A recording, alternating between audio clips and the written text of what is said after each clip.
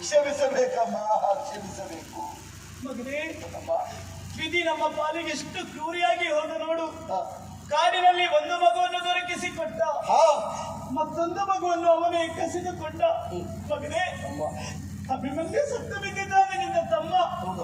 ಕಾಗೆ ಕೂಗಿಗಳು ಕಿತ್ತು ತಿನ್ನುವ ಮೊದಲು ಅವನಿಗೊಂದು ಸಂಸ್ಕಾರ. ನಿನ್ನ ತಮ್ಮನಿಗೆ ಯಾಕೆ ಹಾಗೆ ಹೇಳಬೇಡ. ಹಿರಿಯವರಾಗುತ್ತಾ ನೀನು ಕರ್ತವ್ಯವನ್ನು ಮಾಡಬೇಕಾದ್ದು ನಿನ್ನ ಜವಾಬ್ದಾರಿ ಅಲ್ವೇ? ಅಂತ್ಯ ಸಂಸ್ಕಾರವನ್ನು ಮಾಡಬೇಕಾದದ್ದು ಯಾರಿಗೆ? ಸತ್ತವರಿಗೆ. ಈಗ ಯಾರು ಸತ್ತಿದ್ದಾರೆ ಅಂತ್ಯ ಸಂಸ್ಕಾರ ಮಾಡಿ ನೋಡು, ಅಭಿಮನ್ಯು ಹೊರಗಿದ್ದಾನೆ ದರೆಯಲ್ಲಿ. ಅವು ಹೊರಗಿದ್ದಾನಷ್ಟೇ, ಅವನು ಅಲ್ಲಿವರೆಗೂ ಬಿಟ್ಟು ಇಲ್ಲಿ ಹೊರಗಿದ್ದಾನೆ. ಅಂದ್ರೆ ಯಾಕೆ? ಅವ ಸಾಯಿಲ್ಲ, ಉಸಿರಾಡುತ್ತಾ ಇಲ್ಲ. ತಿಳ್ಕೊಳ್ಬೇಡ, ಹೊರಗಿದವರೆಲ್ಲ ಸತ್ತದಲ್ಲ, ಮತ್ತೆ ಇವನನ್ನು ನಾನು ಮಲಗಿಸಿದ್ದೆ. ಹಾಗಾದ್ರೆ ಉಚ್ಛ್ವಾಸ ನಿಶ್ವಾಸ ಕ್ರಿಯೆ ಆಗುವುದಿಲ್ಲ. ನನ್ನ ಮಾಯಕದೊಳಗೆ ಇದನ್ನೆಲ್ಲ ನಾನು ಮಾಡಿಸಿ. ಓ, ಮಹಾಮಾಯಾವಿ ಘಟೋತ್ಕಜನಲ್ವೇ ನಿಮ್ಮ ಮಗ? ಹಾಗಾಗಿ ನನ್ನ ಮಾಯಕವನ್ನು ಮುಚ್ಚಿದ್ದೇನೆ. ಸರಿ, ಅವ ಬದುಕಬೇಕು ಅಂತಾದ್ರೆ ಮಾಯಕವನ್ನು ಸರಿಸಬೇಕು. ಅದು ಅಷ್ಟು ಕೆಲಸ. ಸರಿಸುವುದಕ್ಕೆ ತೊಂದರೆ ಇಲ್ಲ. ಅವ ಎದ್ದು ಮೇಲೆ ಅವ ಗಲಾಟೆ ಮಾಡಿದೋಡು ಅವನು ಮಾತೊಂದು ಅಡ್ಲಿಕ್ಕೆ ಬಿಡ್ಬಾರ್ದು. ಆಗಲಿ, ಸ್ವಲ್ಪ ಮಾತು ಕಲಿಸ್ಬೇಕು ಅವನಿಗೆ.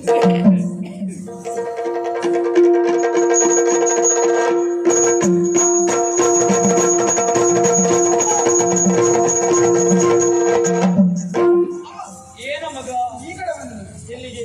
ಈ ಕಡೆ ಬಂದು. ಅದಕ್ಕೆ ಹೇಳುದು, ಅವಸರವೇ ಅನಾಹುತಕ್ಕೆ ಕಾರಣ. ಏನಾಯ್ತಮ್ಮ? ದುಡುಕೆನ್ನುವಂಥದ್ದು ಕೆಡುಕಿಗೆ ಮೂಲ ಮಗ. ಆ ಪಿಶಾಚಿ ಬಂದು ತೆಗಿತೇನೆ. ಯಾರು?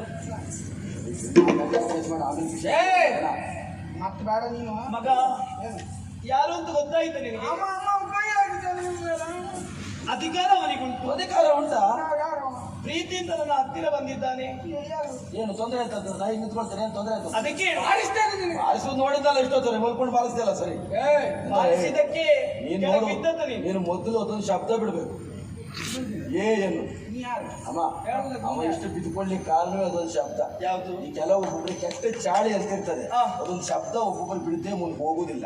ಮೊದಲು ಅವನಿಗೆ ಒಂದೊಂದ್ಸರಿ ಇರಲಿ, ಸಣ್ಣವ, ಕಲಿಯುವ ಪ್ರಾಯ. ಅಮ್ಮ, ಜೀವನದಲ್ಲಿ ಕಲಿತಷ್ಟು ಮುಗೀತು ಅಂತ ಉಂಟು. ಸ್ವಲ್ಪ ಹೊತ್ತು ಹೋಗ್ಲಿ, ಸಣ್ಣವನ್ನುವ ಪ್ರಶ್ನೆ ಉತ್ತರ ಕೊಡ್ತೇನೆ. ಈಗ ಯುದ್ಧ ಮಾಡುವಾಗ ಪರಸ್ಪರ ವಿರೋಧಿಗಳ ಪರಿಚಯ ಮಾಡಿಕೊಂಡ್ರ ನೀವು? ಇಲ್ಲ, ಅವಾಗ ಹೇಳಿದೆ, ನಾ ಹೇಳಿಲ್ಲ. ಅದಕ್ಕೆ ಹೇಳಿದ್ದು, ದುಡುಕಬೇಡ ನೀನು. ಮಗನೇ, ಏನಾಯ್ತಮ್ಮ? ಜೀವನದಲ್ಲಿ ಕಲಿತಷ್ಟು ಕಲಿಯಬೇಕು. ಮುಗೀತು ಅಂತಿಲ್ಲ. ಇಲ್ಲಪ್ಪ. ಇವ ಯಾರು ಅಂತ ತಿಳಿಸಿಕೊಂಡೆ? ಯಾರಿವ? ನಿನಗೊಬ್ಬ ಅಣ್ಣ ಇದ್ದಾನೆ, ಘಟೋತ್ಕಜ ಎನ್ನುವ ವಿಚಾರ ಮೊದಲೇ ಆಡಿದ್ದೇನೆ.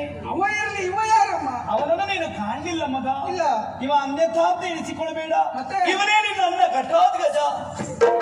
ಇವ ಅಣ್ಣ, ತಪ್ಪಾಯ್ತು ಅಂತ ಕ್ಷಮೆ ಕೇಳು. ಅಣ್ಣ,